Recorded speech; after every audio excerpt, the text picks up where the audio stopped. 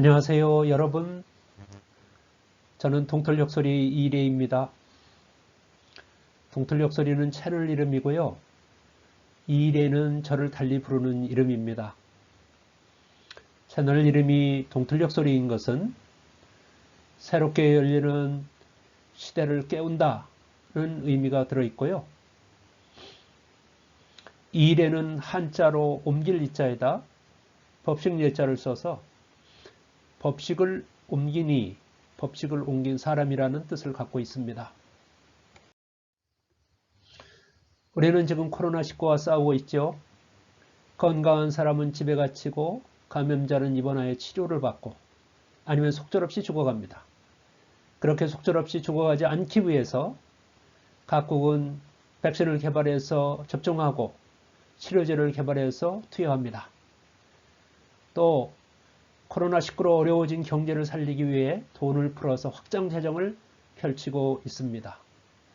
이런 모든 행위들은 코로나19와 싸우는 모습입니다. 이 코로나19에서 벗어나려면 어떻게 해야만 할까요? 인류가 늘 그래왔듯이 전능한 신에게 빌어야 할까요? 우리가 경험하고 있는 이 코로나19와 같은 전염병을 유럽 사람들이 경험한 적이 있습니다. 그것은 1340년 이후에 유럽을 휩쓴 페스트 흑사병이 그것입니다.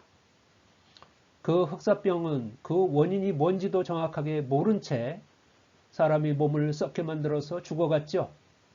그래서 그 죽음으로부터, 그 고통으로부터 살려달라고 신에게 빌고 또 빌었습니다. 그러나 유럽 인구의 3분의 1은 그 페스트 흑사병으로 인해서 사라졌습니다. 코로나19에서 벗어나려면 어떻게 해야 할까? 능력 있는 사람 또는 물건을 의지해야만 할까요? 코로나19를 막아줄 수 있다는 사람, 아니면 코로나19의 상황을 완전히 구할 수 있다고 생각되는 능력 있는 사람을 믿어야 할까요? 또는 이 코로나를 막아준다라고 하는 어떤 물건을 의지해야 할까요? 그렇지 않아도 이 코로나19 사태를 지나면서 이 한국의 서울 큰 대형 교회에서는 이 코로나를 막아준다라고 하는 카드를 배부한 적이 있었습니다. 그 안티코로나 바이러스 카드를 배부하다가 논란이 일자 그것을 멈춘 적이 있었지요. 아니면 코로나19에서 벗어나려고 하면 스스로 그 병에 대해서 알아서 스스로 대비해야 할까요? 이 코로나는 이 바이러스입니다. 그래서 그 바이러스에 붙어 있는 이름이 사스코비드2죠. 이 코로나 바이러스는 인간의 세포에 침입해서 자신의 유전 물질을 투입합니다. 그 유전체는 인간의 그 세포, 숙주 세포의 효소를 이용해서 mRNA를 생성하고요. 그 mRNA는 리보솜을 이용해서 외프를 생성해서 점점 증식해가죠. 그렇게 증식한 그 바이러스들은 옆 사람에게 이렇게 감염을 시킴으로써 사람을 죽음으로 이제 몰고 가게 되는 것이죠. 이런 코로나 바이러스의 생리를 정확하게 안 현대인들은 그것을 역이용해서 mRNA 백신을 개발했습니다. 그래서 그 mRNA 백신을 빨리 투여함으로써 사람들을 고통과 죽음에서 구할 수 있었습니다. 지금 남한의 인구가 5천만이 넘고 코로나19 사태로 인해서 돌아가신 분들이 약 3만 명이 넘는다고 하는데 그 비율은 0.05%입니다. 흑사병으로 인해서 유럽 인구의 3분의 1이 사라졌는데 현대에 와서는 그 병에 대해서 잘 알고 대비함으로써 그 정도 수준으로 이 전염병의 그 고통 또 그리고 그 죽음으로부터 피할 수 있었던 것이죠. 인류는 그동안 수많은 고통과 죽음을 경험해 왔습니다. 인류를 고통과 죽음으로 몰아넣었던 것에는 대표적으로 여러 가지가 있지만 대표적으로 기후, 식량, 질병, 전쟁 같은 것이 있었죠. 이렇게 기후나 식량이나 질병이나 전쟁이 인간을 고통과 죽음으로 몰아넣는데 그런 것들을 경험하면서 인류는 그 고통과 죽음에서 근본적으로 건져질 수 있는 방법이 없을까 하는 것을 찾았습니다. 2000년 전에 살았던 예수라고 하는 분도 그 인간을 고통과 죽음에서 근본적으로 건지기 위해서 어떻게 해야 되는지 하는 방법을 깨닫고 그것을 가르쳤습니다. 그분의 가르침은 진리를 알아야 자유한다는 것이었습니다.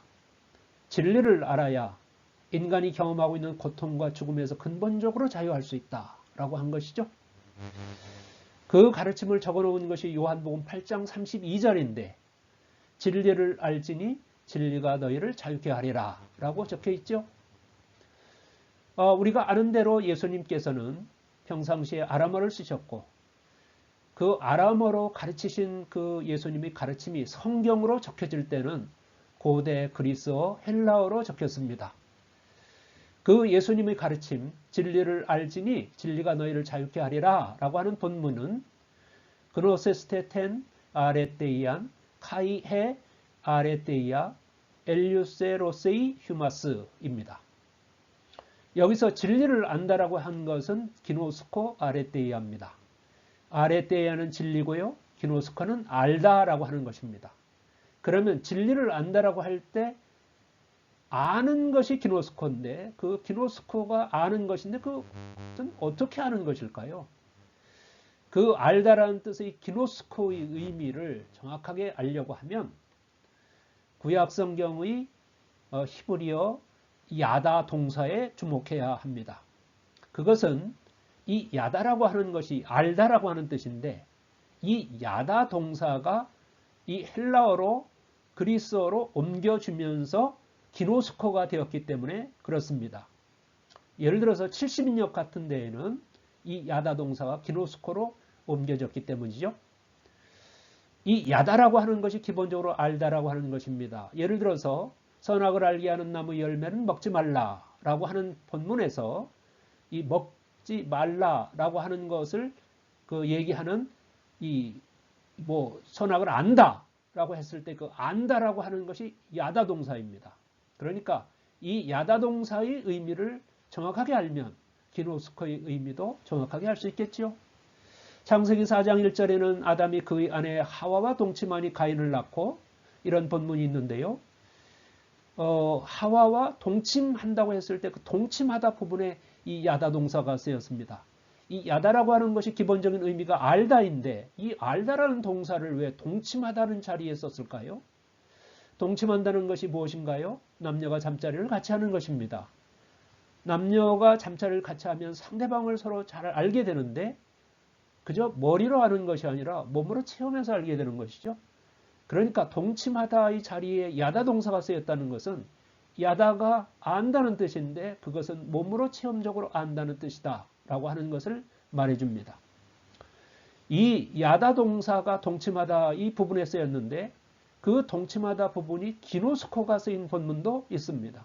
마태복음 1장 25절에 아들을 낳기까지 동침하지 아니하더니 이런 본문이 있는데 이것은 요셉이 이 마리아와 정혼하였으나 이 마리아가 결혼 전에 이 아기를 갖게 되었고 가브리엘 천사가 나타나서 그 아기는 하나님의 능력으로 잉태된 아기니까 나라라고 하는 이야기를 듣고 그 아기가 낳기까지 그 마리아와 동침하지 않았다라고 하는 상황을 적어놓은 것이죠. 여기 동침하다의 자리에 기노스코가 역시 쓰였습니다. 그러니까 이 기노스코라고 하는 의미도 이 몸으로 체험해서 알다라고 하는 뜻이겠죠.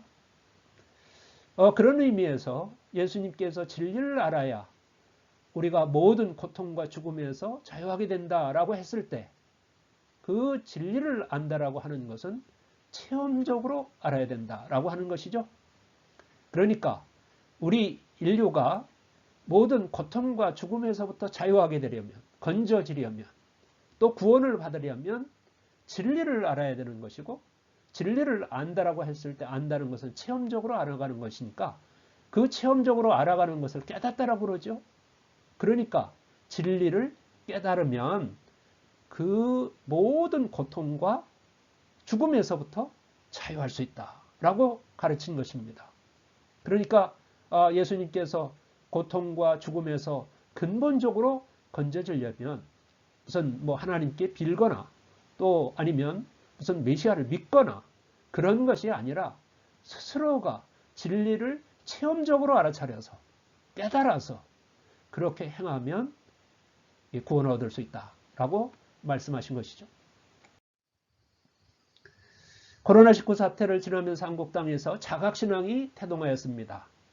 그 예전 로마 땅에서 카톨릭 신앙이 생겨나고 또 16세기에는 독일 땅에서 개신교 신앙이 싹 텄죠.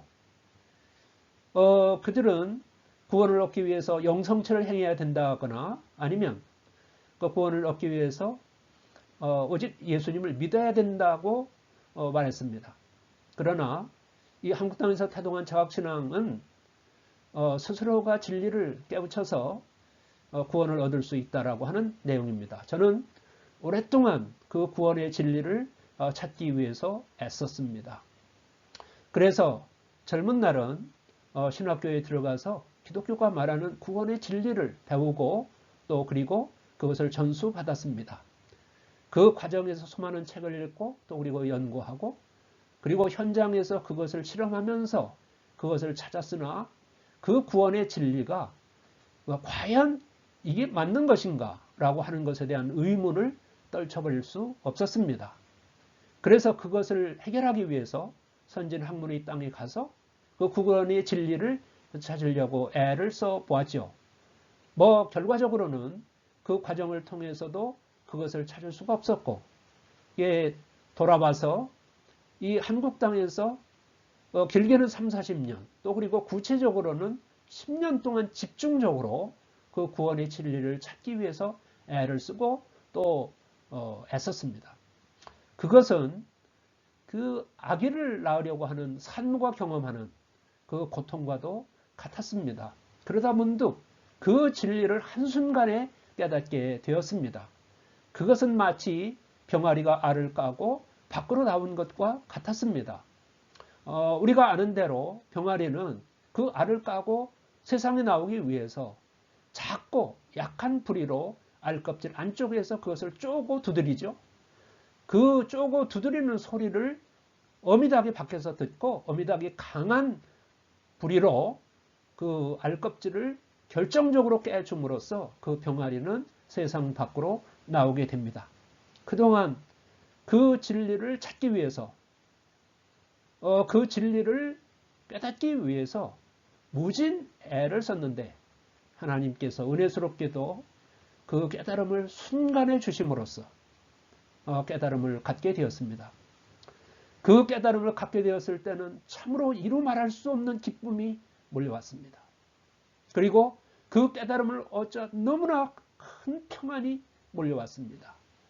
그 깨달음을 얻게 되자 진정으로 옳은 것이 무엇인지 하는 것을 순간 알게 되었습니다.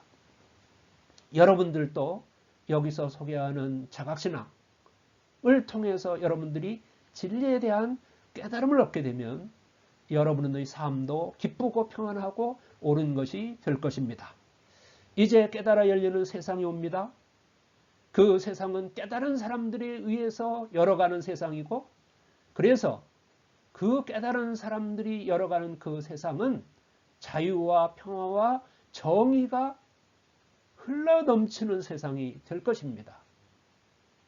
앞으로 이 새롭게 열리는 이 자각신앙을 통해서 여러분들이 삶도 그렇게 기쁘고 평안하고 옳은 것일 뿐만이 아니라 그 사람들이 살아내는 이 세상도 자유와 평화와 정의가 흘러넘치는 세상으로 만들어가게 될 것입니다. 여러분도 모쪼록 진리를 깨달아서 천국에 이르는 그런 결과가 여러분의 삶에도 생기기를 바랍니다.